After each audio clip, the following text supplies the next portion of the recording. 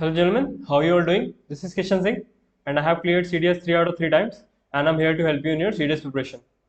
So आज हम अपने फिजिक्स का एक और नया चैप्टर पढ़ेंगे और ये प्रोबेबली हमारा लास्ट चैप्टर होगा फिजिक्स का, ठीक है। तो इसमें हम पढ़ेंगे बेसिकली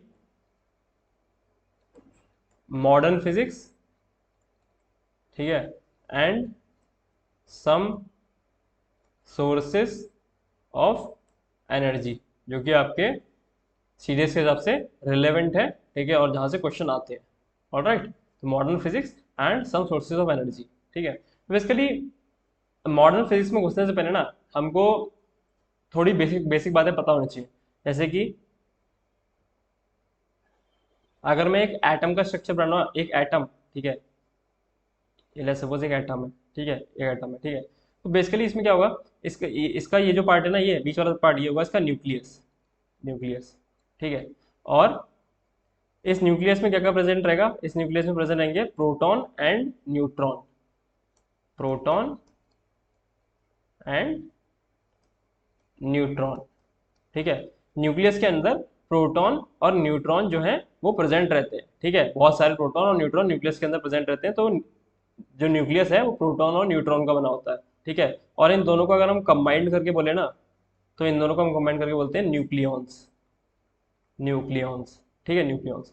फिर जो इलेक्ट्रॉन्स होते हैं ना एक एटम में, ठीक है, इलेक्ट्रॉन्स, ठीक है, वो बाहर इस तरीके से मूव कर रहे होते हैं, ठीक है। एक बेसिक सिंपल भाषा में बताऊँ, इस तरीके से मूव कर रहे होते हैं। स्ट्रक्चर जो है इसका काफी कॉम्प्लेक्स है, लेकिन मैं आपको समझाने के लिए बता रहा हूँ, ठीक है। वो वो इस तरीके से मूव कर रहे होते हैं और ये जो न्यूक्लियस है ना, ये इन पे एक फोर्स लगा रहा होता है, फोर्स लगा रहा होता है, ठीक है, जिससे कि ये इससे बाइंड रहते हैं। जो इलेक्ट्रॉन है, ठीक है, वो न्यूक्लियस के आसपास चक्कर लगाते रहते हैं, ठीक है।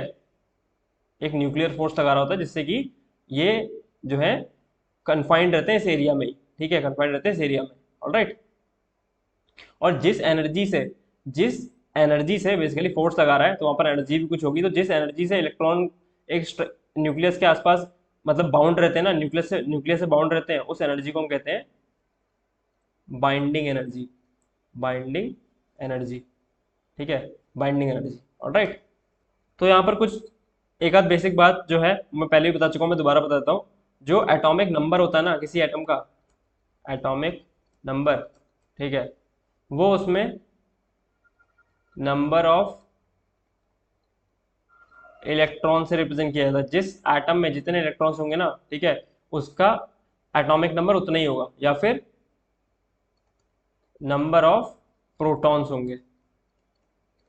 क्योंकि ये बात हमें पता होनी चाहिए कि नंबर ऑफ इलेक्ट्रॉन्स एक एटम में नंबर ऑफ प्रोटॉन्स के बराबर होते हैं।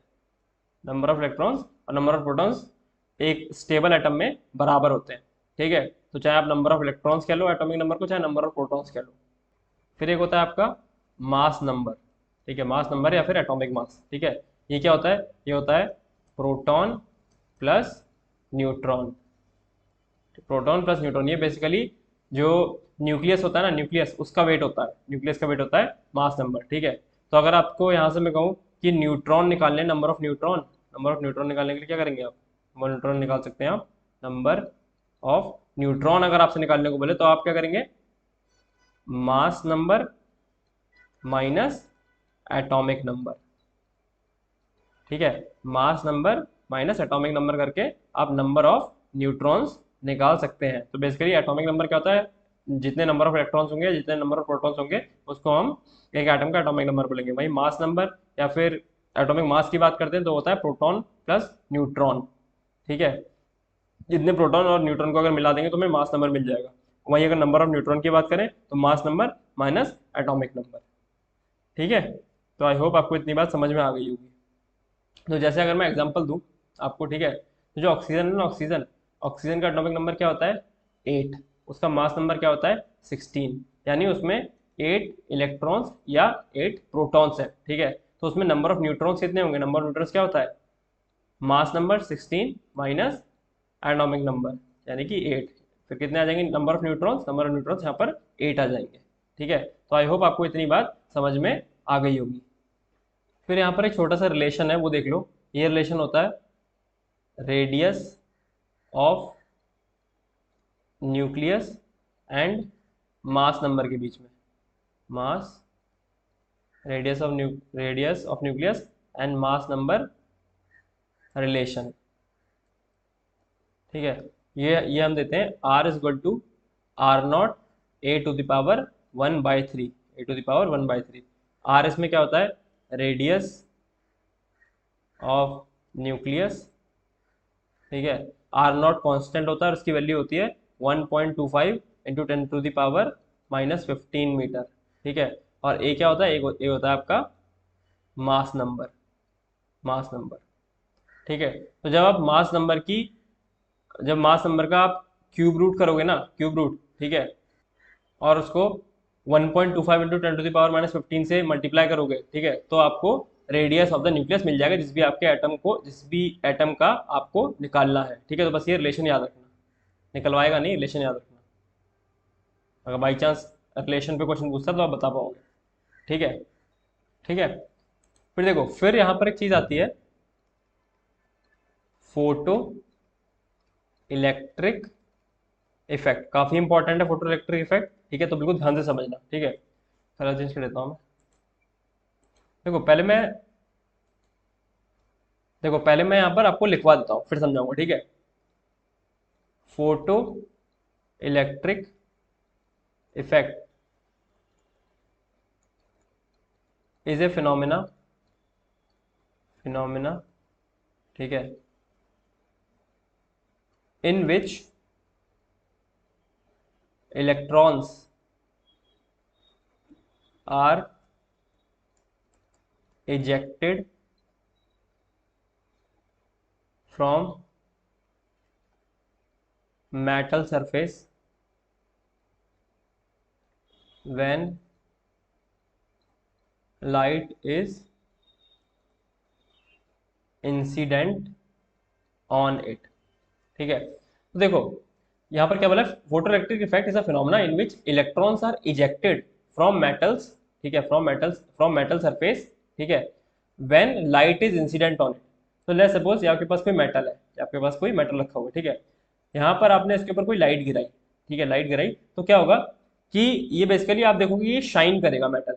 ठीक है, जब उसके ऊपर लाइट गिराओगे तो शाइन करेगा। ये शाइन क्यों करेगा, ठीक है, शाइन इसलिए करेगा क्योंकि इसमें से कुछ इलेक्ट्रॉन्स जो है वो इजेक्ट होंगे बाहर की तरफ, इलेक्ट्रॉन्स इजेक्ट होंगे। अब देखो ये इजेक्ट होने का क्या कह रहा हूँ मैं। ठीक है, तो देखो ये जो मेटल होगा ना, ये भी बेसिकली कुछ भी मैटर है हमारा वो एटम्स का ही बना होता है। ठीक है, तो ये आपका न्यूक्लियस हो जाएगा, इसमें प्रोटॉन न्यूट्रॉन होंगे, ठीक है, और ये आपका इलेक्ट्रॉन हो जाएंगे।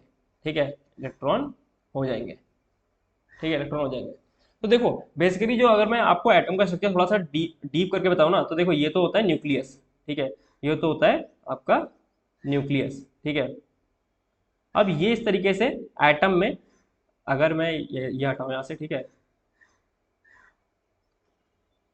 अगर मैं ये बोलूँ ये पूरा एटम है, ठीक है, बड़ा सा एटम है, तो इसमें बेसिकली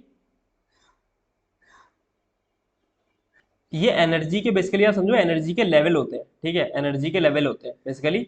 यहाँ पर जो इलेक्ट्रॉन होगा ना, ठीक है, उसकी एनर्जी जो होगी वो लो होगी। ठीक है, उसके पास जो एनर्जी होगी वो लो होगी। यहाँ पर जो इलेक्ट्रॉन होगा ना, उसकी एनर्जी उससे ज़्यादा होगी। यहाँ पर जो इलेक्ट्रॉन होगा उसकी एनर्जी जो होगी वो ज़्यादा होगी। इन इन इन ऑर्बिट्स में जो एनर्जी होती है ना, वो फिक्स रहती है बेसिकली। इस ऑर्बिट में जितनी एनर्जी की रिक्वायरमेंट है, ठीक है, उतनी एनर्जी वाला ही इलेक्ट्रॉन इस ऑर्बिट में घूमेगा, इस तरीके से इस ऑर्बिट में घूमेगा। बाकी फिर जो नेक्स्ट ऑर्बिट है, ठीक है, उसमें क्या है, उसमें हाई एनर्जी रिक्वायरमेंट है। तो बेसिकली जितनी एनर्जी इस ऑर्बिट को चाहिए, ठीक है, जितनी एनर्जी से इस ऑर्बिट में इलेक्ट्रॉन घूमते हैं, ठीक है, तो उतने ही एनर्जी वाला इलेक्ट्रॉन इसमें घूमेगा। बेसिकली इसकी जो एनर्जी रिक्वायरमेंट है ना, इस ऑर्बिट में जो एनर्जी है वो ज़्यादा है, फिर इसमें उससे ज़्यादा है, तो यहाँ पर सबसे ज़्यादा एनर्जी वाला इलेक्ट्रॉन रहेगा। ठीक है, तो देखो जब लाइट किसी मेटल पे गिरती है ना, किसी मेटल पे गिरती है, ठीक है, तो डिपेंड करता है कि आपकी कितनी आप इंटेंसिटी की जो है लाइट गिरा रहे हो।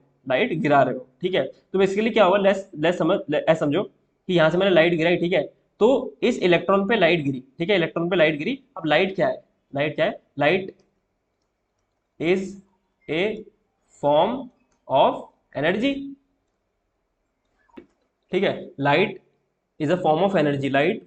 लाइट बेसिकली एनर्जी ही है, एनर्जी की एक फॉर्म है, ठीक है। तो बेसिकली इस लाइट के अंदर एनर्जी होगी, ठीक है। तो जब ये एनर्जी इस इलेक्ट्रॉन को ट्रांसफर करेगा ना, तो इस इलेक्ट्रॉन की जो एनर्जी है वो बढ़ जाएगी।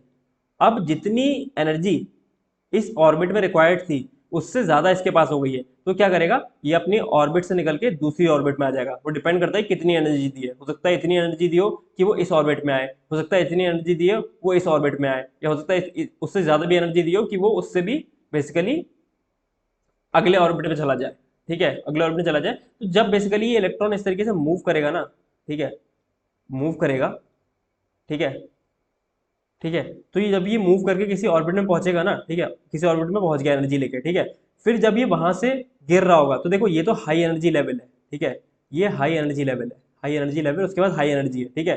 फिर जब वो वहां से गिरेगा ना, तो बेसिकली वो एनर्जी एमिट करेगा, एनर्जी एमिट करेगा, ठीक है। एनर्जी एनर्जी जब वो छोड़ता नहीं अपने अंदर से, जब एनर्जी एमिट करेगा ना, तो उसके अंदर से एनर्जी खत्म हो रही होगी, और जब उसके पास से जो हमने जितनी एनर्जी दी थी, ठीक है, जब वो खत्म हो जाएगी तो वापस अपनी ऑर्बिट में आके बैठ जाएगा, ठीक है, अपनी ऑर्बिट में आके फिर से वो बैठ जाएगा। तो बेसिकली जब वो एनर्जी एमिट करेगा ना, एनर्जी छोड़ेगा, ठीक है, तो देखो एनर्जी क्या होती है, यहाँ पर एनर्जी लेते हैं E इक्वल टू एच और न्यू। एच होता है यहाँ पर हमारा प्लैंक्स कांस्टेंट, प्लैंक्स कांस्टेंट, ठीक है, ये समझ लो कांस्टेंट, अभी इतना समझो कांस्टेंट है, और इसकी वैल्यू क्या होती है 6.626 इंटू 10⁻⁻34 जूल सेकेंड, ठीक है, ये कांस्टेंट है। और न्यू क्या है यहाँ पर, न्यू है हमारी फ्रीक्वेंसी, फ्रीक्वेंसी, ठीक है। तो अगर आप न्यू को एक्सपेंड करोगे ना, तो न्यू होता है सी अपॉन लैम्डा, सी होता है यहाँ पर speed of light, speed of light, ठीक है, और लैम्डा होती है यहाँ पर वेवलेंथ, वेवलेंथ, ठीक है। तो अगर मैं ये भी मिटा देता हूँ, ठीक है, ये मिटा देता हूँ, तो अगर आप ऐसे लिख सकते हो E equal to h nu, ठीक है, या फिर लिख सकते हो E equal to h c upon lambda, ठीक है।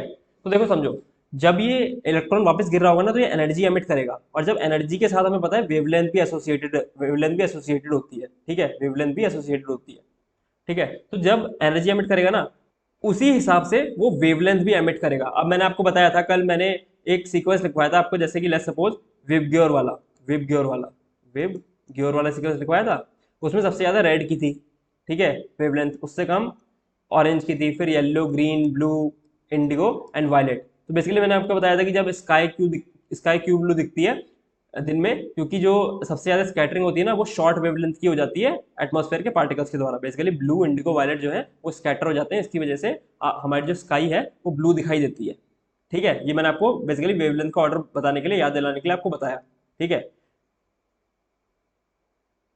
ठीक है। तो बेसिकली वो जब एनर्जी एमिट करेगा ना, तो वो एक वेवलेंथ भी अपने साथ एमिट करेगा, और उस वेवलेंथ में बेसिकली कलर होगा, कोई कोई स्पेसिफिक कलर होगा। तो इसीलिए आपको जो मेटल है ना, वो चमकता हुआ दिखाई देगा, क्योंकि अब वो एनर्जी को एमिट करता हुआ अपने ऑर्बिट में वापस जा रहा है, वापस जा रहा है, ठीक है, वापस जा रहा है, ऑलराइट, ठीक है।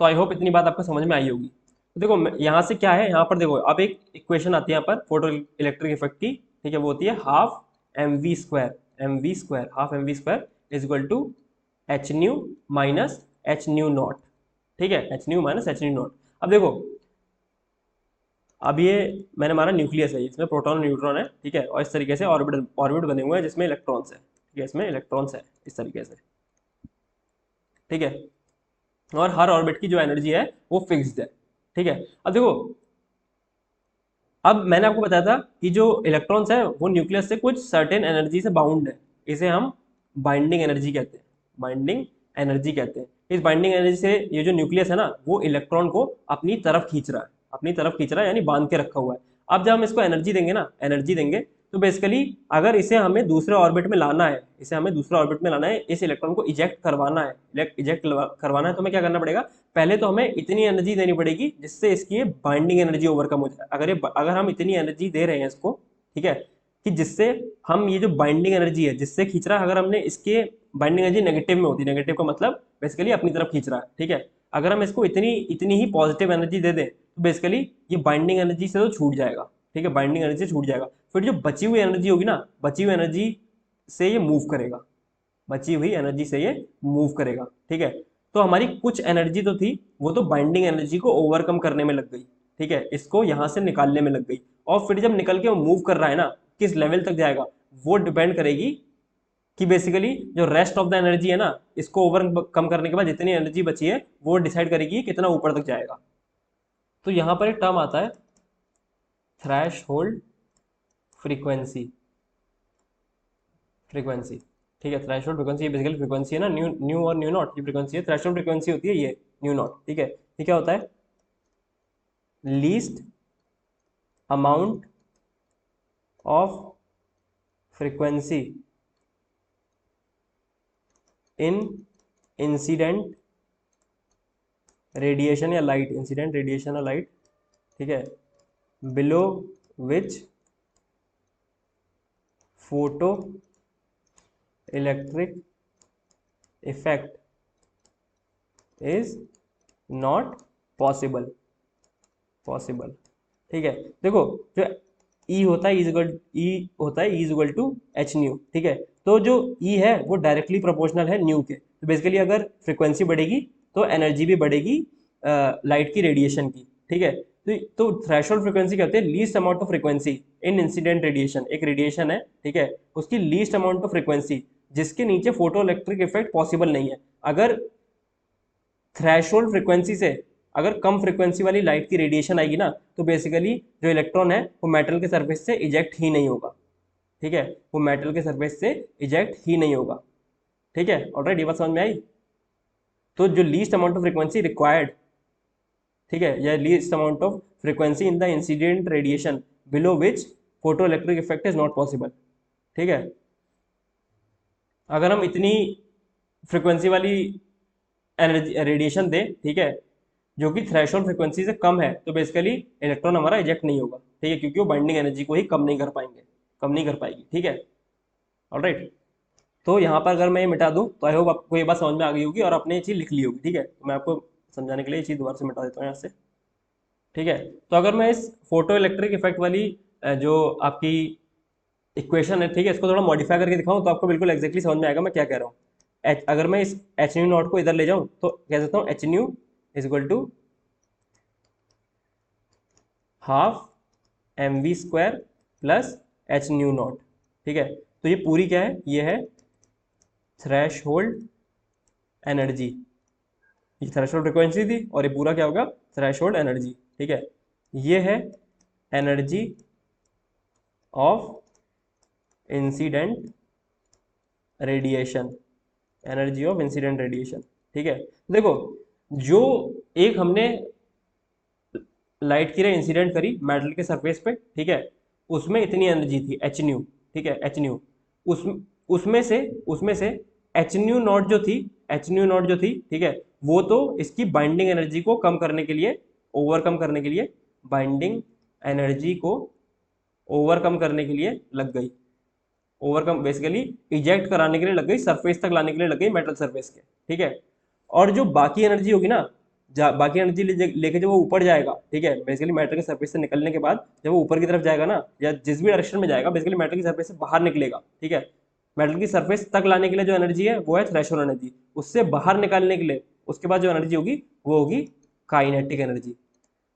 अब बेसिकली बाहर निकल के मूव करेगा, तो जो हमें पता है कि कोई ऑब्जेक्ट अगर मूव कर रहा है तो उसके पास कौन सी एनर्जी होती है, काइनेटिक एनर्जी, तो ये होगी काइनेटिक एनर्जी ऑफ इलेक्ट्रॉन, ठीक है। तो मैंने वही चीज बनाई, देखो, तो इसको हम इस तरीके से भी देख सकते हैं कि अगर हमें काइनेटिक एनर्जी ऑफ इलेक्ट्रॉन निकालनी हो ना, कि इलेक्ट्रॉन के पास कितनी एनर्जी होगी, ठीक है, तो कह सकते हैं हम टोटल एनर्जी जितनी हमने इंसिडेंट रेडिएशन को दी थी माइनस बाइंडिंग एनर्जी, वही वही चीज मैंने आपको पहले बताई थी कि इसकी जो वेवलेंथ होगी, ठीक है, वो किस चीज पे डिपेंड करेगी, जो एनर्जी बची है बाइंडिंग एनर्जी को ओवरकम करने के बाद। देखो बाइंडिंग एनर्जी हमने टोटल एनर्जी में से घटा ली, तो हमारे पास क्या बच रहा है, उसकी काइनेटिक एनर्जी, ठीक है, काइनेटिक एनर्जी बच रही है। और जब वो मूव करेगा, ठीक है, फिर जब एक पॉइंट पे पहुंचेगा, ठीक है, फिर वहां से वापस लौटेगा, तो फिर वो इस एनर्जी को एमिट करता हुआ लौटेगा। जब एनर्जी एमिट करेगा तो बेसिकली यहाँ पर वेवलेंथ एमिट करेगा और हमें कलर दिखाई देगा, ठीक है, कलर दिखाई देगा। तो बेसिकली यही है हमारा फोटो इलेक्ट्रिक इफेक्ट, ठीक है। तो हमें फोटो इलेक्ट्रिक इफेक्ट में ये इक्वेशन याद रखनी है, ये क्या है, फोटो इलेक्ट्रिक इफेक्ट की इक्वेशन, फोटो इलेक्ट्रिक इफेक्ट, यही है हमारा फोटो इलेक्ट्रिक इफेक्ट, ठीक है। तो आपको बस क्या याद रखना है, इसमें डेफिनेशन याद रखना, photoelectric effect is a phenomena in which electrons are rejected from the metal surface when light is incident on it. जब उन पे लाइट गिरेगी, ठीक है, तो इलेक्ट्रॉन जो है मेटल सरफेस से इजेक्ट होंगे, ठीक है, इजेक्ट होंगे, ऑलराइट। और दूसरी चीज क्या याद रखनी है, दूसरी चीज याद रखनी है कि half m v square equal to h nu minus h nu naught होता है, ठीक है। अगर बीच का आप नहीं भी इतना याद रख पाओगे ना तो भी कोई दिक्कत नहीं है, और बस इसमें ये याद रखना कि ये जो होती है ये थ्रेशोल्ड एनर्जी होती है, और ये जो होती है ये थ्रेशोल्ड फ्रीक्वेंसी होती है, थ्रेश होल्ड फ्रीक्वेंसी, फ्रीक्वेंसी, ठीक है, थ्रेशोल्ड फ्रीक्वेंसी होती है, ठीक है। तो आई होप आपको इतनी बात समझ में आई होगी, ठीक है। फिर एक लिख लो आप, ऑर्डर ऑफ इलेक्ट्रोमैग्नेटिक वेव्स। जो इलेक्ट्रोमैग्नेटिक वेव्स होती है ना, उनकी पहले आप लिख लो उनकी वेवलेंथ का ऑर्डर, कि किस वेवलेंथ में बेसिकली उनकी वेवलेंथ का ऑर्डर क्या होता है, वेवलेंथ का ऑर्डर, ठीक है, ऑलराइट। देखो सबसे ज्यादा जो वेवलेंथ होती है ना वो होती है रेडियो वेव की। जो रेडियो वेव्स होती है सबसे ज्यादा वेवलेंथ उनकी होती है। फिर उससे कम होती है माइक्रोवेव की, ठीक है। फिर उससे कम होती है इंफ्रारेड की, इंफ्रारेड रेडिएशन होती है उनकी, ठीक है। फिर उससे कम होती है विजिबल रेडिएशन की, ठीक है। फिर उससे कम होती है ultraviolet, ultraviolet radiation की, ठीक है। फिर उससे कम होती है एक्सरे की, ठीक है। उससे कम होती है हमारी गामा रे की, गामा रे, ठीक है। और सबसे कम होती है एक हमारी आती है कॉस्मिक रेस, सबसे कम होती है कॉस्मिक रेस की, ठीक है। तो अगर वेवलेंथ का ऑर्डर पूछे इलेक्ट्रोमैग्नेटिक रेडिएशन का तो आपको ये याद रखना है, रेडियो वेव, माइक्रोवेव, पहले सबसे ज्यादा रेडियो वेव की, उससे कम माइक्रोवेव की, उससे कम इंफ्रारेड की, उससे कम विजिबल की, उससे कम अल्ट्रावायलेट की, उससे कम एक्सरे की, उससे कम गामा रेस की, और सबसे कम कॉस्मिक रेस की जो वेवलेंथ होती है, ठीक है। और आपको पता है जो न्यू होता है वो सी अपॉन लैम्डा होता है, और जो लाइट की स्पीड है वो तो कॉन्स्टेंट है, 3 × 10⁸ है, ठीक है।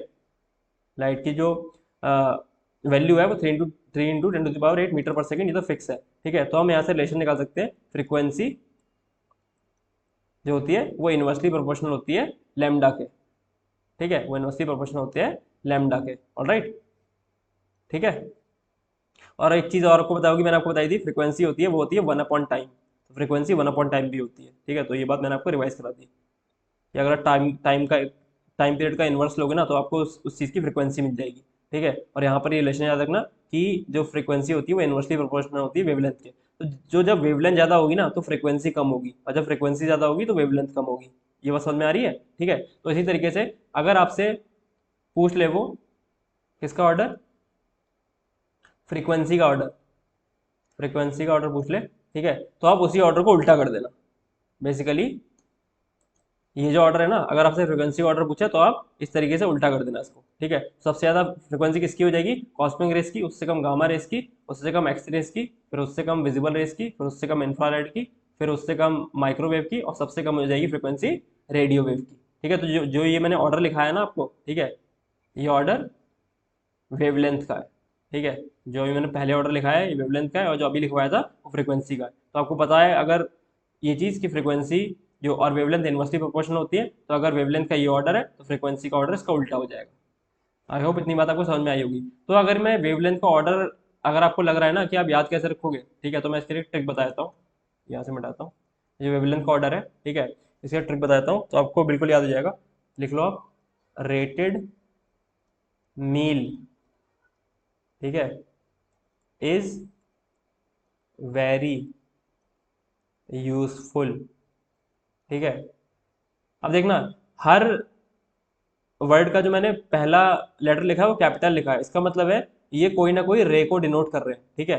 अब यहाँ पर मैं लिख रहा हूँ फॉर, फॉर में मैंने जो लिखा है वो स्मॉल लेटर में लिखा है एफ, यानी ये बेसिकली मैंने सेंटेंस बनाने के लिए फॉर को यूज किया है, ठीक है। ये कोई वेव नहीं है यहाँ पर या रेडिएशन नहीं है, ठीक है। फॉर एक्स, ठीक है, ग्रोइंग चाइल्ड, ठीक है। देखो रेटेड से मतलब है हमारा रेडियो वेव, ठीक है, मील से है माइक्रोवेव, इससे है इंफ्रारेड, इंफ्रारेड, ठीक है, वी से है विजिबल, यू से है अल्ट्रावायलेट, ठीक है, फॉर से कुछ नहीं है, एक्स से है एक्सरे, ठीक है। जी से है गामा रे, गामा रेज, ठीक है, और सी से है कॉस्मिक रेज। तो अगर आप कॉस्मिक रेज नहीं भी याद रखोगे ना, गामा रे तक भी अगर आप ऑर्डर याद रखोगे तो भी कोई दिक्कत नहीं है, वैसे मैंने आपको पूरा लिखवा दिया है, ठीक है। तो rated meal is very useful for x growing child, ठीक है। तो इससे आप वेवलेंथ का ऑर्डर याद रख सकते हो इलेक्ट्रोमैग्नेटिक रेडिएशन का, ठीक है। आई होप आपको इतनी बात समझ में आ गई होगी। फिर एक चीज देखो यहाँ पर, कुछ आपकी रेज होती हैं, ठीक है, कुछ रेज होती हैं जिन्हें हम कहते हैं alpha, beta and gamma rays. Alpha, beta and gamma rays होती हैं, ठीक है। तो यहाँ पर एक आपसे ऑर्डर पूछ लेता है वो, ठीक है, बस ऑर्डर आपको दिमाग में रखना है, याद रखना है, ठीक है। पहले पूछेगा penetration power, penetration power. Penetration power क्या है, अगर कोई ऑब्जेक्ट रखा है, ठीक है, कोई ऑब्जेक्ट रखा है, तो इनमें से जो रेज है, ठीक है, कौन सी कितनी अंदर तक उसको पेनिट्रेट कर पाएगी, ठीक है। तो इनकी पेनिट्रेशन पावर का ऑर्डर क्या है, लिख लो, गामा, बीटा एंड अल्फा। सबसे ज्यादा पेनिट्रेशन पावर है गामा की, उससे कम है बीटा की, और सबसे कम है इन तीनों में अल्फा की, ठीक है। तो गामा, बीटा और अल्फा, तो अगर मैं लिख दूं यहाँ पे, ये है गामा रेज, ठीक है, ये है बीटा रेज, और ये है अल्फा रेज, अल्फा रेज, ठीक है, अल्फा रेज, ठीक है। तो आई होप आपको पेनिट्रेशन पावर का जो ऑर्डर है इन तीन रेज का, अल्फा, बीटा, गामा का, ये आपका समझ में आया होगा, ठीक है। ऑलराइट। फिर दूसरा जो ऑर्डर इसमें पूछेगा ना, वो पूछेगा आयोनाइजेशन पावर का। बेसिकली आयोनाइजेशन पावर किसकी ज्यादा है, ठीक है, आयोनाइजेशन पावर किसकी ज्यादा है, ये होगा alpha, beta and then gamma. सबसे ज्यादा अल्फा आयोनाइज कर सकता है किस चीज को, बेसिकली आयन में कन्वर्ट कर सकता है, ठीक है, चार्ज प्रोड्यूस कर सकता है किस चीज पे, सबसे ज्यादा अल्फा, देन उससे कम बीटा, देन उससे कम गामा, ठीक है। तो अगर मैं इसका भी लिखना चाहो लिख लो, इसकी भी ट्रिक अगर ऐसे याद रख सकते हो तो बहुत अच्छी बात है, क्योंकि ये ट्रिक ना थोड़ी सी जनरल नहीं है, मेरी पर्सनल है, ठीक है। बेसिकली अगर कोई, वैसे मोस्टली जो बंदे होते हैं वो वीडियो गेम्स खेलते ही हैं, मतलब जो कंप्यूटर में हम लोग पीसी में गेम्स खेलते थे ना, तो आपको पता होगा एक्टिविजन एक कंपनी रहती थी, ठीक है, जो वो बनाती थी, शायद से I guess call of duty बनाती थी एक्टिविजन, एक्टिविजन कंपनी, ठीक है। तो मैंने यहाँ पर ट्रिक बनाई थी, play game by, play games by Activision, Activision, ठीक है। तो इसको आप इस तरीके से भी लिख सकते हो, ठीक है। दूसरी अगर मैं ट्रिक मेरे को अभी बन गई, ठीक है, तो इसको इससे ऐसे भी लिख सकते हो, प्ले गेम्स ऑफ एक्टिविटी, ठीक है। Basically play games of activity या play games by Activision. P का मतलब है पेनिट्रेशन पावर, ठीक है, और जी से मतलब गामा रेस, ठीक है, बी से मतलब बीटा, बीटा रेस, और ए से मतलब अल्फा रेस, ठीक है। तो अल्फा, बीटा, गामा जो रेज होती हैं, ठीक है, उनका ऑर्डर पेनिट्रेशन पावर का आपको इससे मिल जाएगा, ठीक है। और जब आपको पेनिट्रेशन पावर का मिल गया तो ऑब्वियस सी बात है, जो आयोनेशन पावर का होगा उसका उल्टा होगा, ठीक है। तो आयोनेशन पावर का अल्फा, बीटा, गामा, और पेनिट्रेशन पावर का गामा, बीटा एंड अल्फा, ठीक है। ऑलराइट, समझ में आई, ओके। फिर यहाँ पर हमारी एक चीज आती है जिसे हम कहते हैं न्यूक्लियर एनर्जी। इस पे बहुत बार क्वेश्चन पूछता है सीडीएस में, अभी भी आया था, इस बार भी आया था, बताता हूँ, ठीक है। देखो न्यूक्लियर एनर्जी क्या होती है, न्यूक्लियर एनर्जी होती है, ठीक है, energy released from nucleus of an atom. किसी एटम के जो न्यूक्लियस में एनर्जी होती है ना, ठीक है, उसको हम न्यूक्लियर एनर्जी कहते हैं, ठीक है। चाहे आप नॉर्मल भाषा में कह लो कि उसकी न्यूक्लियस की जो एनर्जी होती है उसे हम न्यूक्लियर एनर्जी कहते हैं, या फिर उससे रिलीज होने वाली जो एनर्जी होती है, ठीक है, उसको हम न्यूक्लियर एनर्जी कहते हैं, ठीक है। तो बेसिकली जो एनर्जी रिलीज होती है ना किसी एटम के न्यूक्लियस से, ठीक है, तो वो बेसिकली दो टाइप से हो सकती है, ठीक है। एक होता है आपका न्यूक्लियर फिजन, ठीक है, और एक होता है आपका न्यूक्लियर फ्यूजन, न्यूक्लियर फिजन और न्यूक्लियर फ्यूजन। न्यूक्लियर फिजन में क्या होता है कि एक न्यूक्लियाई जो है, एक न्यूक्लियाई है, ठीक है, इट ब्रेक्स डाउन इंटू 2 और मोर न्यूक्लिया। एक न्यूक्लियाई जो है वो 2 या उससे ज्यादा न्यूक्लियाई में टूट जाए, तो यहाँ पर बेसिकली फिजन हुआ है, ब्रेक हो रहा है, ठीक है। न्यूक्लियर फ्यूजन क्या होता है? 2 लाइट लाइट न्यूक्लियाई, ठीक है, fuse to form a heavy nucleus. Heavy nucleus basically 2 light nuclei मिलके, ठीक है, एक हैवी न्यूक्लियस बनाए, ठीक है। तो अगर मैं बताऊं तो इसमें बेसिकली एनर्जी किस तरीके से रिलीज होगी, तो बेसिकली जब ब्रेक होता है ना, जब एक न्यूक्लियाई 2 से ज्यादा न्यूक्लियाई में ब्रेक होगा, ठीक है, तो भी एनर्जी रिलीज होती है। इसे हम कहते हैं nuclear energy of nuclear fission, ठीक है। और जब 2 लाइट न्यूक्लियाई फ्यूज करके हैवी न्यूक्लियस बनाते हैं तो भी उसमें से एनर्जी निकलती है, तो इस टाइप की एनर्जी को हम कहते हैं एनर्जी ऑफ न्यूक्लियर फ्यूजन, ठीक है। तो देखो न्यूक्लियर फ्यूजन का एग्जांपल क्या आता है, ये एग्जांपल अच्छे से याद रखना, कलर चेंज करके बताता हूँ आपको। न्यूक्लियर फ्यूजन का आपका एग्जांपल आता है हाइड्रोजन बॉम्ब।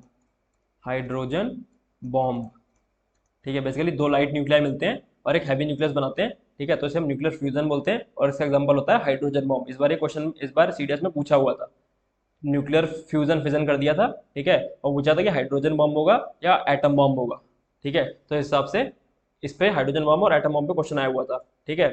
और जो न्यूक्लियर फिजन का एग्जांपल होता है, तो बेसिकली एक न्यूक्लियर फिजन का एग्जांपल एक तो ये होता है आपका न्यूक्लियर रिएक्टर्स। न्यूक्लियर जो रिएक्टर्स होते हैं ना आपके, उसमें भी न्यूक्लियर फिजन ही होता है, ठीक है। और दूसरा इसका एग्जांपल हो जाता है आपका एटम बॉम्ब। तो पूछ ले एटम बॉम्ब किस पे बेस्ड है? एटम बॉम्ब बेस्ड है न्यूक्लियर फिजन पे, ठीक है। एटम बॉम्ब बेस्ड है न्यूक्लियर फिजन पे और हाइड्रोजन बॉम्ब बेस्ड है न्यूक्लियर फ्यूजन पे, ठीक है। तो आई होप आपको इतनी बात याद रहेगी, ठीक है। तो इसको बिल्कुल अच्छे से याद रखना क्योंकि ये रिपीटेडली पूछता पूछता रहता है कि एटम बॉम्ब किस पे बेस्ड है और हाइड्रोजन बॉम्ब किस पे बेस्ड है, ठीक है। एटम बॉम्ब को हम बेसिकली न्यूक्लियर बॉम्ब भी कहते हैं, न्यूक्लियर बॉम्ब। एटम बॉम्ब को हम न्यूक्लियर बॉम्ब भी कहते हैं, ठीक है। तो देखो ये जो आपका न्यूक्लियर बॉम्ब है ना, न्यूक्लियर बॉम्ब या एटम बॉम्ब है, न्यूक्लियर बॉम्ब या एटम बॉम्ब है ना, ठीक है, इसको हम न्यूक्लियर बॉम्ब है, ठीक है, इसको हम स्टोर किस में करते हैं? Nuclear bomb is embedded in A substance which contains deuterium that is isotope of hydrogen, ठीक है, एंड लिथियम। तो ये बात भी हमें याद रखनी है कि जो न्यूक्लियर बॉम्ब होता है, ठीक है, उसको ऐसे सब्सटेंस के अंदर रखा जाता है, ठीक है, जिसमें कि ड्यूटेरियम एंड लिथियम दोनों होते हैं, ठीक है। ऑलराइट, ठीक है, तो ये बात पॉइंट याद रखना, ठीक है। फिर यहाँ पर आपके कुछ न्यूक्लियर पावर रिएक्टर्स हैं, ठीक है, इंडिया में। तो कहाँ कहाँ पर है, ठीक है, वो देख लेते हैं हम जल्दी से। हमारे राजस्थान में है, राजस्थान में, ठीक है, महाराष्ट्र में है, महाराष्ट्र में है, ठीक है। फिर एक न्यूक्लियर पावर प्लांट है, उसका नाम है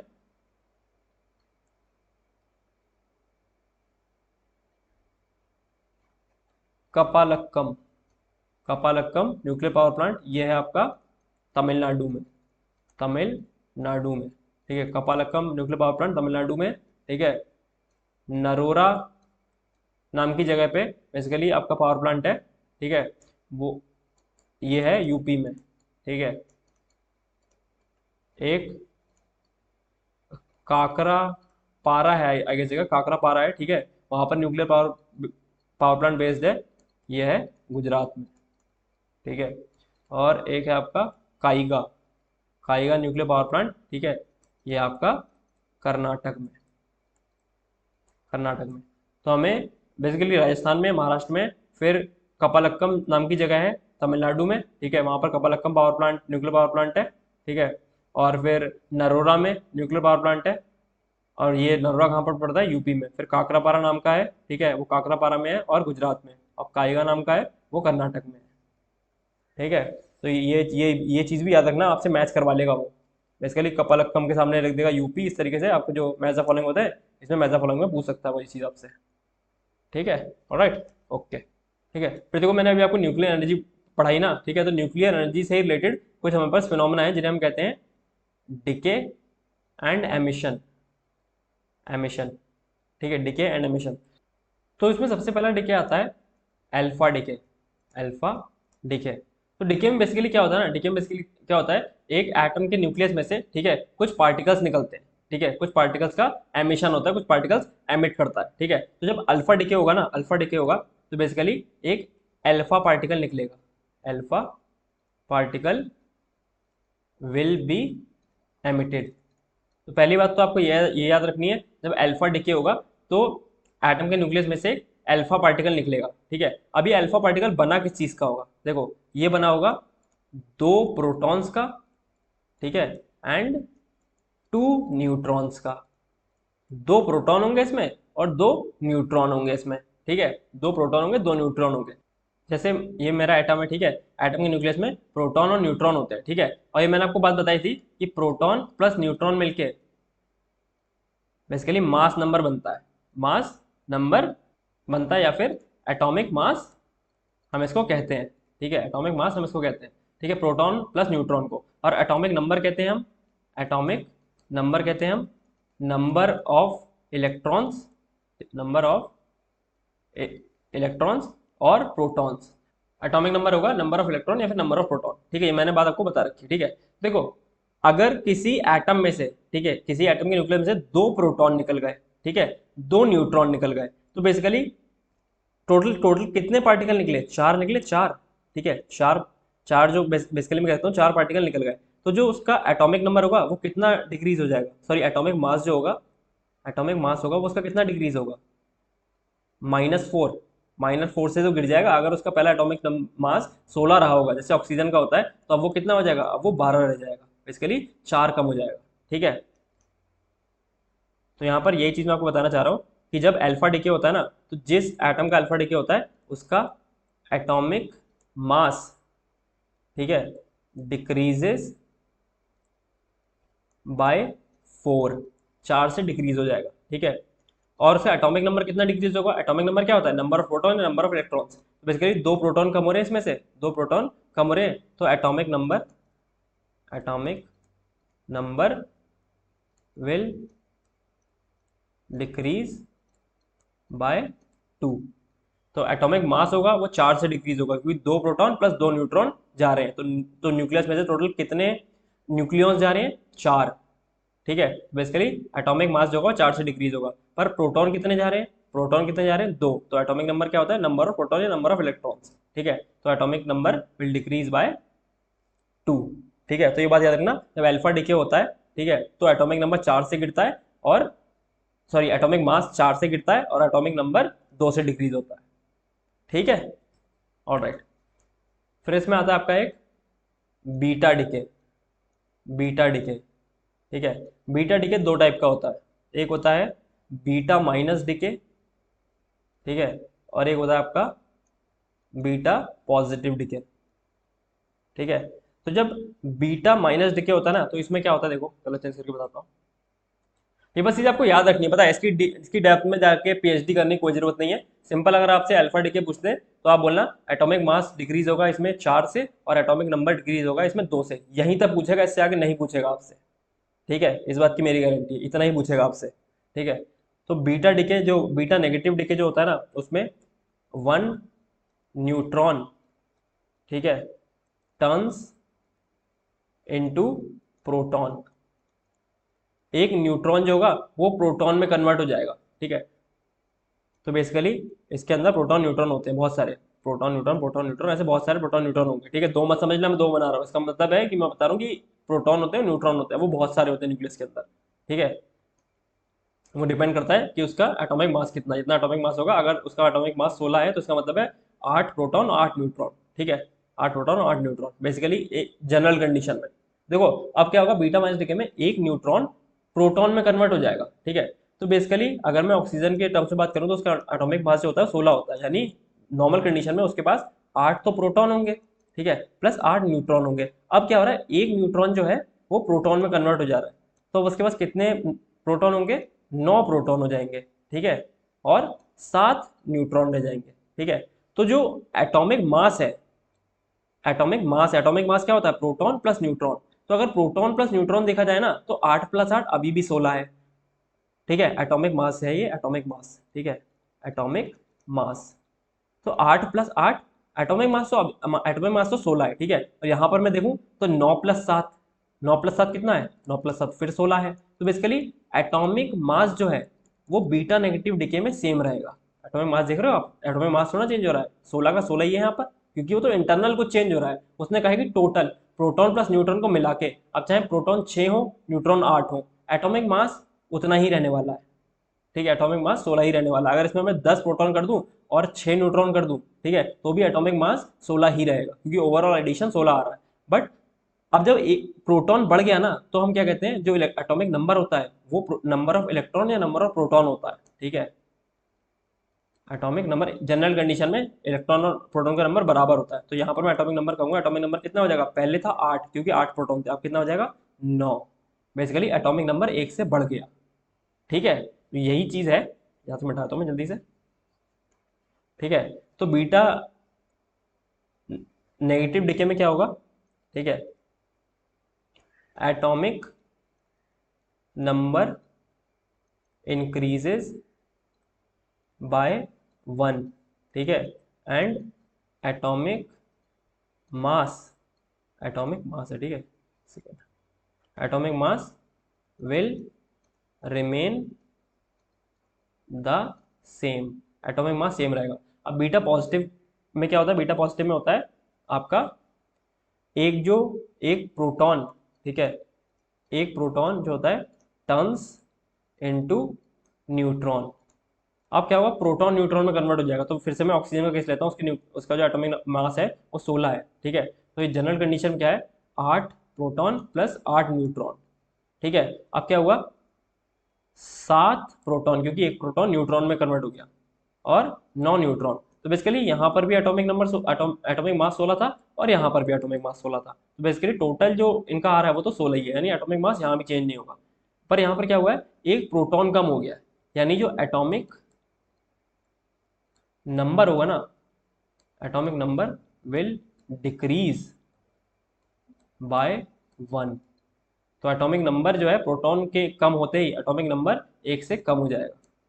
basically atomic number will decrease by 1, ठीक है, and atomic mass will remain the same, atomic mass will remain the same, ठीक है। तो आपसे इस तरीके पूछेगा बीटा नेगेटिव डिके हो रहा है, लेट्स सपोज आपको ऐसे दे देगा, देखो क्वेश्चन किस तरीके से देगा ये। लेट्स सपोज आपको दे दिया ऑक्सीजन, ठीक है, तो बेसिकली नीचे हम बनाते हैं एटॉमिक नंबर लिखते हैं, ऊपर लिखते हैं एटॉमिक मास। तो यहाँ पर एटॉमिक नंबर क्या है ऑक्सीजन का 8, एटॉमिक मास क्या है 16, ठीक है।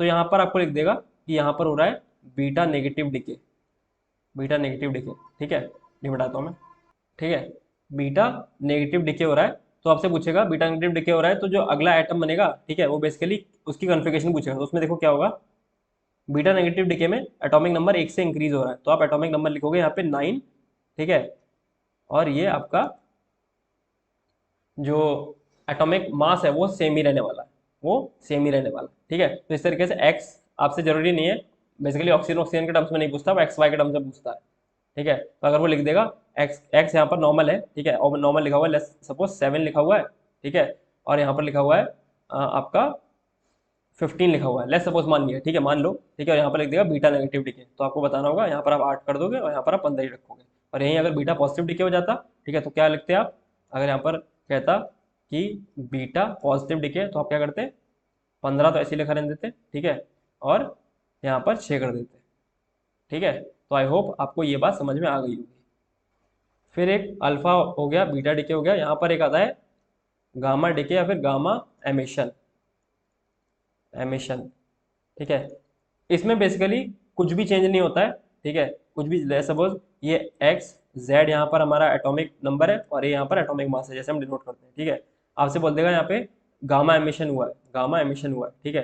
तो बेसिकली आपसे आगे का पूछेगा क्या होगा, ऑप्शन में लिख देगा, तो बेसिकली आपको कुछ नहीं करना है, आपको बस ऐसे ही इसको डिनोट कर देना है, ठीक है, ऐसे नोट कर देना है, ठीक है। तो यहाँ पर क्या होता है, यहाँ पर सिर्फ एनर्जी का एमिशन होता है, एनर्जी एमिशन, ठीक है, atomic number and atomic mass, ठीक है, both will remain the same, ठीक है, एटॉमिक नंबर और एटॉमिक मास दोनों ही सेम रहेंगे। एक चीज और लिख लो, जो आपका बीटा पॉजिटिव डिके होता है ना, बीटा पॉजिटिव डिके होता है, ठीक है, बीटा पॉजिटिव डिके में एक पार्टिकल निकलता है जिसे हम कहते हैं पॉजिट्रॉन, पॉजिट्रॉन, ठीक है। तो बीटा डिके में एक पार्टिकल निकलता है जिसको हम पॉजिट्रॉन बोलते हैं, ठीक है। तो ये बात भी लिख लेना, अगर बाई चांस वैसे पूछेगा नहीं, बट मेरे को नोट्स में लिखी तो मैंने लिखा दिया आपको, ठीक है।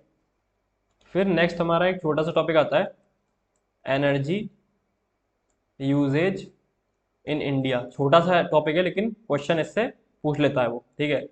देखो, इंडिया में जो एनर्जी यूजेज है ना, सबसे ज़्यादा है वो कोल से, सबसे ज़्यादा हम कोल से एनर्जी की अपनी रिक्वायरमेंट को पूरा करते हैं, ठीक है। उसके बाद आती है आपकी हाइड्रो इलेक्ट्रिसिटी, हाइड्रो इलेक्ट्रिसिटी। उसके बाद आता है आपका पेट्रोलियम एंड नेचुरल गैस, ठीक है। उससे कम आता है आपका न्यूक्लियर एनर्जी, न्यूक्लियर एनर्जी। और सबसे कम आता है आपका विंड एनर्जी, विंड एनर्जी। तो इंडिया में जो बेसिकली एनर्जी है, ठीक है, एनर्जी है, ठीक है, वो हम कहाँ कहाँ से जनरेट करते हैं?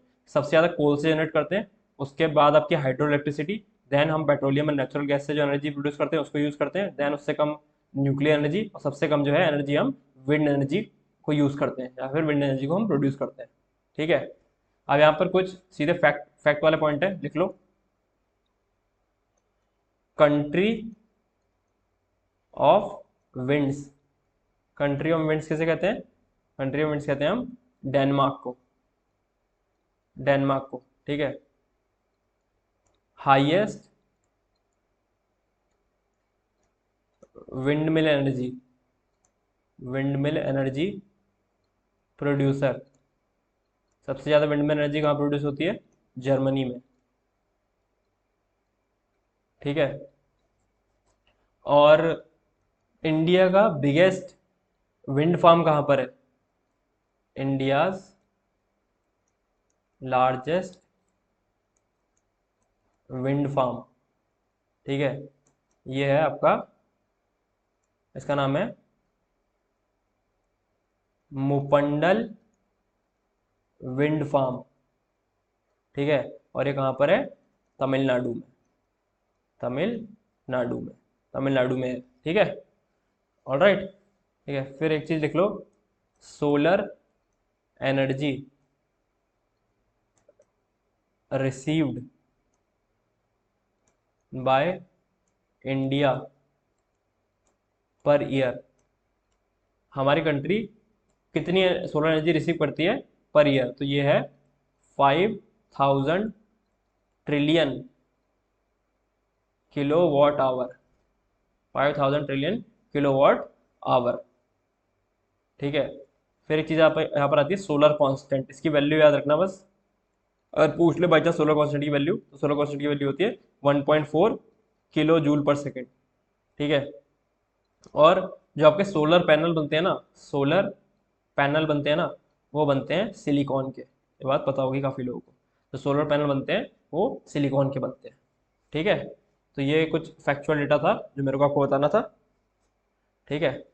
फिर हमारा नेक्स्ट टॉपिक आता है इसमें, सेमी कंडक्टर्स, क्वेश्चन पूछता है इससे, सेमी कंडक्टर्स, सेमी कंडक्टर्स, ये डी है, ठीक है, सेमी कंडक्टर्स, ठीक है। ऑलराइट, तो देखो जो सेमी कंडक्टर्स होते हैं ना, सेमी कंडक्टर्स, ठीक है, इनकी जो कंडक्टिविटी होती है, कंडक्टिविटी, ठीक है, कंडक्टिविटी, वो कंडक्टर्स एंड इंसुलेटर्स, इंसुलेटर्स के बीच में लाई करती है, ये बीच में होती है, में होती है, ठीक है।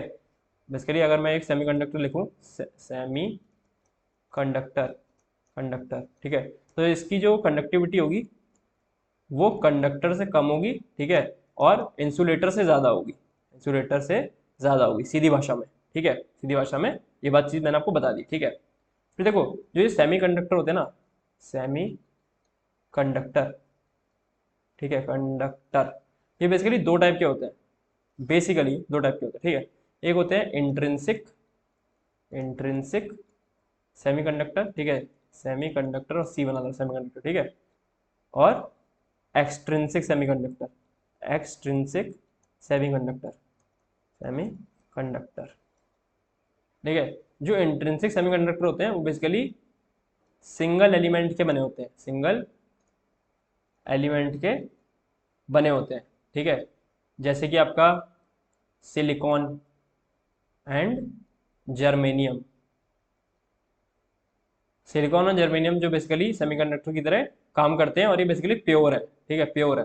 फिर कुछ आते हैं एक्सट्रिंसिक सेमीकंडक्टर, एक्सट्रिंसिक सेमीकंडक्टर जब हम प्योर सेमीकंडक्टर जैसे कि हमारा सिलिकॉन और जर्मेनियम है, ठीक है, या फिर प्योर ना लिखो, आप लिखो इंट्रिंसिक सेमीकंडक्टर, इंट्रिंसिक सेमीकंडक्टर में, ठीक है, जब हम कुछ इम्प्योरिटी मिला देते हैं ना, इम्प्योरिटी मिला देते हैं, ठीक है, तो इसे हम एक्सट्रिंसिक सेमीकंडक्टर कहते हैं, एक्सट्रिंसिक सेमीकंडक्टर कहते हैं, सेमीकंडक्टर कहते हैं, ठीक है, कंडक्टर कहते हैं। और ये इम्प्योरिटी होती है ना, ये बेसिकली क्या होते हैं, कुछ एलिमेंट्स जो होते हैं, ठीक है, वो इलेक्ट्रॉन डोनर डोनर की तरह काम करते हैं, कुछ इलेक्ट्रॉन डोनेटिंग बेसिकली एलिमेंट्स को हम इसमें मिला देते हैं, ठीक है, इम्प्योरिटी की तरह, ठीक है, तो क्या बोलते हैं, तब ये एक्सट्रिंसिक सेमीकंडक्टर बन जाते हैं, ठीक है।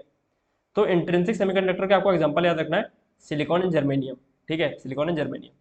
तो देखो जो एक्सट्रिंसिक एक्सट्रिंसिक सेमीकंडक्टर होते हैं ना, एक्सट्रिंसिक सेमीकंडक्टर, ठीक है, बेसिकली दो टाइप के होते हैं, एक होते हैं एन टाइप सेमीकंडक्टर और एक होते हैं पी टाइप सेमीकंडक्टर, ठीक है।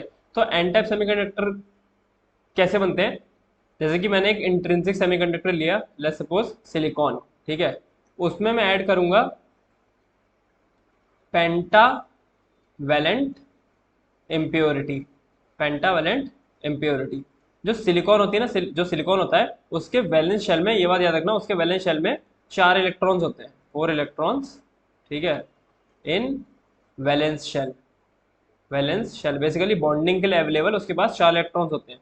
तो लेट्स सपोज मैंने एक पेंटावैलेंट इम्प्योरिटी ली, यानी कि मैंने एक पेंटावैलेंट डोनर लिया जिसके पास, जिसकी वैलेंस शेल में 5 इलेक्ट्रॉन है, जैसे मैंने फॉस्फोरस लिया, लेट्स सपोज मैंने फॉस्फोरस लिया, तो फॉस्फोरस के जो वैलेंस शेल है उसमें 5 इलेक्ट्रॉन्स है, ठीक है, इसलिए हम इसे पेंटावैलेंट बोलते हैं, ठीक है। और सिलिकॉन को हम टेट्रावैलेंट भी बोलते हैं क्योंकि इसके वैलेंस शेल में 4 इलेक्ट्रॉन्स है। तो अगर मैं आपको एक इंट्रिंसिक सेमीकंडक्टर बना के दिखाऊं तो कुछ इस तरीके का दिखेगा, देखो सिलिकॉन है, दूसरा सिलिकॉन, तीसरा सिलिकॉन, चौथा सिलिकॉन और ये पांचवा सिलिकॉन। तो 1 2 3 4, इस सिलिकॉन के पास 4 इलेक्ट्रॉन है, इसी तरीके से इस सिलिकॉन के पास 4 इलेक्ट्रॉन होंगे, इसी तरीके से इस सिलिकॉन के पास 3 4, सेम इसी तरीके से इसके पास भी 4 इलेक्ट्रॉन और सेम इसी तरीके से इसके पास भी 4 इलेक्ट्रॉन। ये तो आपको एक इंट्रिंसिक सेमीकंडक्टर का स्ट्रक्चर दिख रहा है, फिर यहाँ भी सिलिकॉन होगा, यहाँ भी सिलिकॉन होगा, यहाँ भी सिलिकॉन, यहाँ भी सिलिकॉन, इसलिए एक मैंने आपको जनरल बना के दिखा दिया, ठीक है। यह है इंट्रिंसिक सेमीकंडक्टर का स्ट्रक्चर, ठीक है। अब मैं आपको दिखाऊं, जब हम एक पेंटावैलेंट इम्प्योरिटी या फिर पेंटावैलेंट डोनर डालते हैं ना जिसके पास 5 इलेक्ट्रॉन है, तो देखो 1 2 3 4 एंड 5, तो यहाँ पर ऐसे सिलिकॉन आ गया, ऐसे ऐसे ऐसे और ऐसे। तो बेसिकली ये जो 4 इलेक्ट्रॉन है 1 2 3 4, ये तो सिलिकॉन के 4 वैलेंस वैलेंस इलेक्ट्रॉन के साथ बॉन्डिंग कर लेंगे इस तरीके से, ठीक है, इस तरीके से बॉन्डिंग कर लेंगे। फिर जो एक इलेक्ट्रॉन है ना ये बच जाएगा, ये फ्री छूट जाएगा, ठीक है। तो इसी की वजह से कंडक्टिविटी जो है एन टाइप सेमीकंडक्टर की होती है। तो एन टाइप सेमीकंडक्टर की जो कंडक्टिविटी होती है ना, एन टाइप सेमीकंडक्टर की कंडक्टिविटी कंडक्टिविटी ठीक है, वो इलेक्ट्रॉन्स की वजह से होती है, इज ड्यू टू इलेक्ट्रॉन्स, ठीक है। तो आई होप आपको इतनी बात समझ में आई होगी, ठीक है। तो एन टाइप सेमीकंडक्टर कब बनते हैं, ठीक है, एन टाइप सेमीकंडक्टर बनते हैं जब हम intrinsic semiconductor plus pentavalent impurity, pentavalent impurity, ठीक है, को ऐड करते हैं। पेंटावैलेंट इम्प्योरिटी क्या क्या है इसमें, आपका फॉस्फोरस, फॉस्फोरस, ठीक है, आर्सेनिक, आर्सेनिक, ठीक है, arsenic, antimony, antimony and bismuth, bismuth ये एलिमेंट्स है, ठीक है। फॉस्फोरस का सिंबल क्या है, पी है। आर्सेनिक का सिंबल क्या है, ए और एस है। एंटीमनी का क्या है, एस बी। और बिस्मथ का क्या है, बी आई, ठीक है। तो ये चीज़ आपको याद रखनी है, ठीक है, ये चीज़ आपको याद रखनी है। और conductivity, conductivity is due two electrons. Conductivity क्यों होती है, conductivity is due two electrons, ठीक है। पी टाइप, ठीक है। पी टाइप में इंट्रिंसिक सेमीकंडक्टर है जो हमारा, जैसे कि जर्मेनियम हो गया या सिलिकॉन हो गया, ठीक है। इंट्रिंसिक सेमीकंडक्टर में हम ट्राईवेलेंट इम्प्योरिटी डालते हैं, ट्राईवेलेंट इम्प्योरिटी डालते हैं, ट्राईवेलेंट इम्प्योरिटी डालते हैं, ठीक है।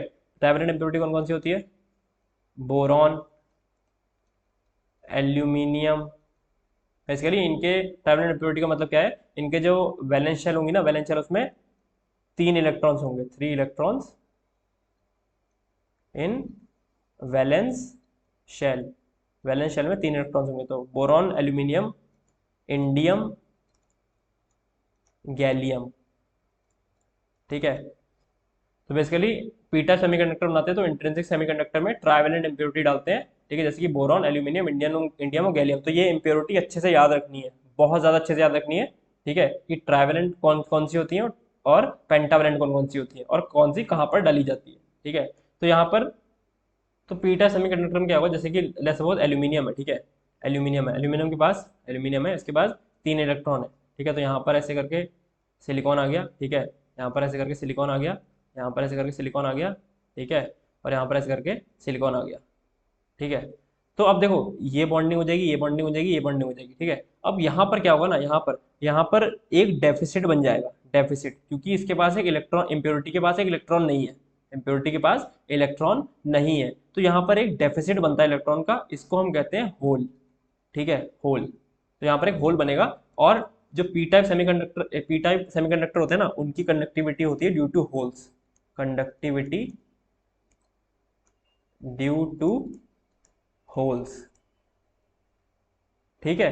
तो इनकी जो कंडक्टिविटी होती है वो ड्यू टू होल्स। तो ये बात याद रखनी है कि पी टाइप सेमीकंडक्टर में, ठीक है, इंट्रिंसिक सेमीकंडक्टर में हम मिलाते हैं ट्राईवेलेंट इम्प्योरिटी, जैसे कि बोरॉन, एल्यूमिनियम, इंडियम या गैलियम, ठीक है। और इसकी वजह से यहाँ पर एक डेफिसिट या फिर जगह खाली हो जाती है इलेक्ट्रॉन की, क्योंकि एल्यूमिनियम के 3 इलेक्ट्रॉन जो होते हैं वो सिलिकॉन के जो बेसिकली 4 वैलेंस इलेक्ट्रॉन है ना, उनमें से 3 के साथ बॉन्डिंग कर लेते हैं। अब एक यहाँ पर एब्सेंस हो जाती है इलेक्ट्रॉन की, जिसे हम कहते हैं होल। तो conductivity of P type semiconductor is due to holes, ठीक है। और एन टाइप की कंडक्टिविटी किसकी वजह से होती है, ड्यू टू इलेक्ट्रॉन्स, ठीक है। ऑलराइट, तो आई होप आपको पी टाइप और एन टाइप सेमीकंडक्टर समझ में आ गए होंगे। तो इनसे ये सब पूछ लेगा कि पी टाइप में कंडक्टिविटी किसकी वजह से, एन टाइप में कंडक्टिविटी किसकी वजह से, पी टाइप में कौन सी इंप्योरिटी डालते हैं, एन टाइप में कौन सी इंप्योरिटी डालते हैं, ठीक है। ऑलराइट, और इंट्रिंसिक सेमीकंडक्टर हमारा सिलिकॉन और जर्मेनियम को भी याद रखिएगा। ऑलराइट, तो आई होप आपको इतनी बात समझ में आ गई होगी। लास्ट हमारा टॉपिक आता है modes of communication, modes of communication, ठीक है। देखो मोड्स ऑफ कम्युनिकेशन सबसे पहला जो आता है ना, वो आता है point two point communication, communication. तो पॉइंट टू पॉइंट कम्युनिकेशन का मतलब क्या है, यहाँ पर सिंगल रिसीवर होगा, ठीक है, एंड सिंगल ही ट्रांसमीटर होगा, ट्रांसमीटर, ठीक है। जैसे कि आपका टेलीफोन, टेलीफोन, ठीक है। टेलीफोन, टेलीफोन में क्या होता है, सिंगल एक बंदा रिसीव करता है और एक बंदा बेसिकली एक पॉइंट से रिसीव होता है और एक पॉइंट पे ट्रांसमिट होता है, ठीक है। तो पॉइंट टू पॉइंट कम्युनिकेशन का मतलब है single receiver and single transmitter, और इसका एग्जांपल है आपका टेलीफोन, ठीक है। फिर आता है आपका second, broadcast mode of communication, ये पॉइंट टू पॉइंट हो गया। दूसरा होता है ब्रॉडकास्ट मोड ऑफ कम्युनिकेशन। इसमें क्या होता है, सिंगल ट्रांसमीटर, ठीक है, एंड मैनी रिसीवर्स। ट्रांसमीटर एक होगा, रिसीवर्स बहुत सारे होंगे। Example radio and television, radio and television. तो ब्रॉडकास्ट में क्या होता है, ट्रांसमीटर तो सिंगल है, एक जगह से ट्रांसमिट होगा, फिर ऐसे जाएगा आपका, ठीक है, जाएगा आपका, और फिर बेसिकली बहुत सारे आपके रिसीवर्स बहुत सारे होंगे। हमारे सबके घर में एंटीना लगा होता है, पर निकल तो सिग्नल एक ही जगह से रहे हैं, ठीक है, और फिर वो डिफरेंट रिसीवर्स पे रिसीव हो रहे हैं, तो यानी single transmitter and many receivers, ठीक है। तो रेडियो एंड टेलीविजन हो जाएगा।